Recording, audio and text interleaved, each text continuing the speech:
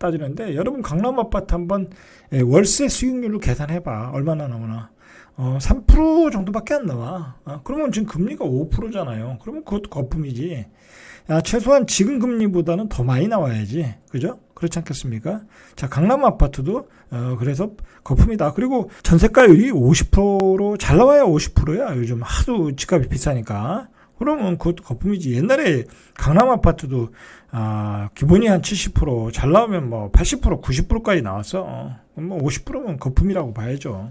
이게 요즘 문제가 뭐냐면 지방 아파트들 뭐 서울도 미분양이니까 뭐 지방 아파트는 말할 것도 없고 미분양 물량들이 쌓였어. 그래서 건설사들이 그 앞으로 그 충당해야 될 잠재 손실, 그러니까 앞으로 돈이 걷어들이지 못하겠다라고 하는 게 한 1조 원이 넘는다고 그래.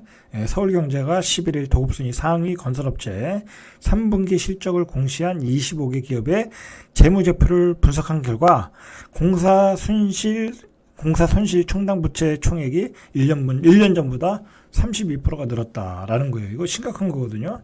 정부도 이걸 굉장히 심각하게 바라보고 있고, 지금 이런 건설사들이 짓고 있는 현장에서 부동산 PF가 차안 발행이 안 되면 내년엔 건설사들 줄도 사냐. 이 호반건설도 자기 주식까지, 투자했던 주식까지 지금 팔아가지고 막 자금을 뭐라고 할까요? 세이브하고 있잖아. 이렇게 튼튼한 회사도. 그만큼 건설사들이 내년 시장을 걱정하고 있는 거야. 뭐가 좀 맞물려 있냐면, 제가 이제 설명해 드릴게요. 이제 연말에 임대사업자 부활 얘기를 하거든요. 임대사업자.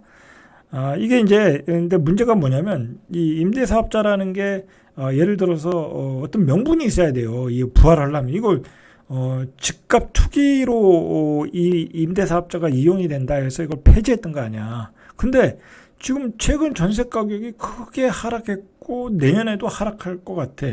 그럼 이걸 부활시킨 명분이 없어지는 거야. 이거 부활하면 그러면 또 이제 야당에서 갭투자 수단으로 악용될 수 있다라고 이야기가 나올 수 있거든요. 그리고 실제 이 투기꾼들, 다주택자 투기꾼들은 이 임대사업자 부활에 큰 기대를 걸고 있다고. 이게 만약에 전세 가격이 폭등하고 그러면 이 임대사업자를 부활해서 전세 시장에 물량을 공급한다는 게 맞는데 지금 전세 시장이 폭락을 하고 있단 말이야. 자, 그런 점이 또 이게 문제가 되고 있어요, 지금.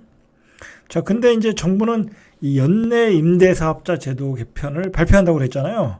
국토부에서. 그래서 기획재정부와 행정안전부 등 지금 유관기관들이 협의해서 뭐 대책을 마련하고 있고 민간 전문가들의 의견을 청취해서 연내 발표를 계획하고 있어요. 자, 근데 이게 명분이 없어지는 거야, 지금 점차. 전세 가격이 하락하고 있으니까. 자, 그런데 이제 대충 나오는 얘기가, 신문에서 나오는 얘기가 이 제도 개편과 관련해서 소형 아파트 60제곱미터 이하, 지금 아파트는 이제 임대주택을 신규 등록을 못 하거든요. 이제 새로 짓는 것들, 뭐 건설사들이 하는 것들은 가능한데 개인들이 이 새로 주택을 사서, 아파트를 사서 신규 등록이 안 되거든요. 근데 이제 정부에서 나오는 얘기가 뭐 1인 가구가 증가하니까 소형 아파트를 해줘야 되는 게 아니냐, 이제 그런 얘기가 지금 그나마 나오고 있는 거예요.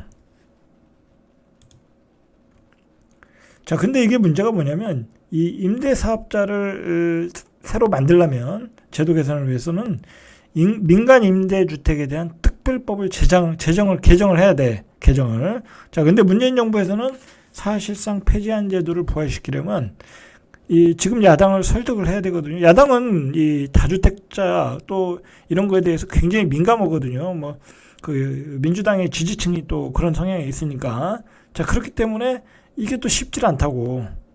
제도를 만들고 특별법 개정하는 게 분명히 쉽지 않은 상황이라는 거예요. 왜냐하면 본인들이 어떤 집값 급등의 원인 때문에 그걸 폐지를 했는데 그거를 또 이렇게 다시 또 만든다라는 게 본인들의 과거의 그 정책을 부정하는 게 되는 거잖아요. 자, 그런데 이게 제가 생각하기에는, 개인적인 의견으로는 지금 국민의힘에서 이거를 서두르는 이유는 두 가지가 있는 것 같아요. 첫 번째는 앞으로의 민간 전세 시장에서, 민간 임대 시장에서 전세 물량을 원활하게 공급을 해줘야 된다. 지금은 공급 물량이 충분하니까, 그리고 월세로 전환하기 때문에 전세 가격이 폭등하지는 않지만 장기적으로 보면 모자랄 수 있다라는 거야. 그리고 또 문제가 뭐냐면 지금 다주택자들이 어떻게 보면 집을 못 사고 있잖아요. 미분양 난 물건들이 시장에 나와야 되거든요. 임대 시장으로 나와야 되는데 그걸 다주택자들이 지금 못 사고 있어.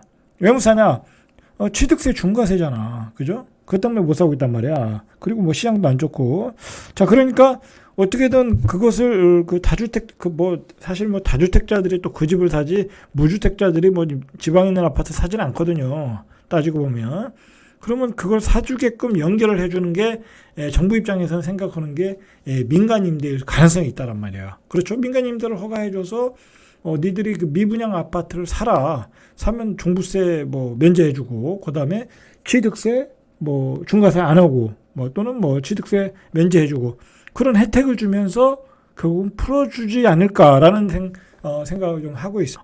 지방 아파트의 그 미분양을 해결해 주는 게 아닐까 그런 생각을 하고 있어요. 이게 나중에 그렇게 나올지 안 나올지 몰라. 지금 정부가 바라보기에는 지방 아파트의 미분양은 그렇게 풀지 않고서는 해결이 안 되거든. 그렇다고 취득세 중과세를 없애버려. 뭐 그 민간 그 임대 아파트의 제도와 상관없이 그러면 또 다주택자들이 오르르 가서 또 다 살 수 있잖아. 그러면 또 이게 또 문제가 되잖아.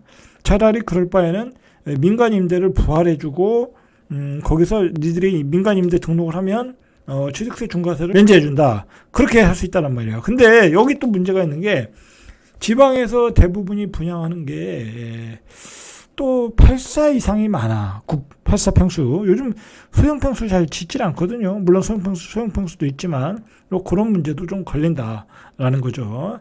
자, 그래서 제가 생각하기에는 개인적인 생각이지만 이 지방의 미분양 물량을 임대주택과 연결해서 정부가 풀어나가지 않을까라고 저는 생각을 하고 있어요. 그게 어떤 효과를 줄지는 뭐 장담을 할 수 없지만 그렇다고 또 시장의 공급 물량을 계속 안 넣어줄 수는 없고 건설사 부도나는 거 그냥 불구경하듯이 바라볼 수는 없고 그렇다고 취득세 중과세를 또 폐지할 수도 없고 아주 난감한 상황에 있는 것 같아요, 지금. 자, 문제는 이렇게 되면은, 이제, 만약 민간 임대 사업자를 부활하고, 소형 임대주택 부활해주고 그러면, 또 저가 아파트에 투기 바람이 불 수 있다라는 거야. 저가 아파트에 투기 바람. 충분히 불 수 있죠.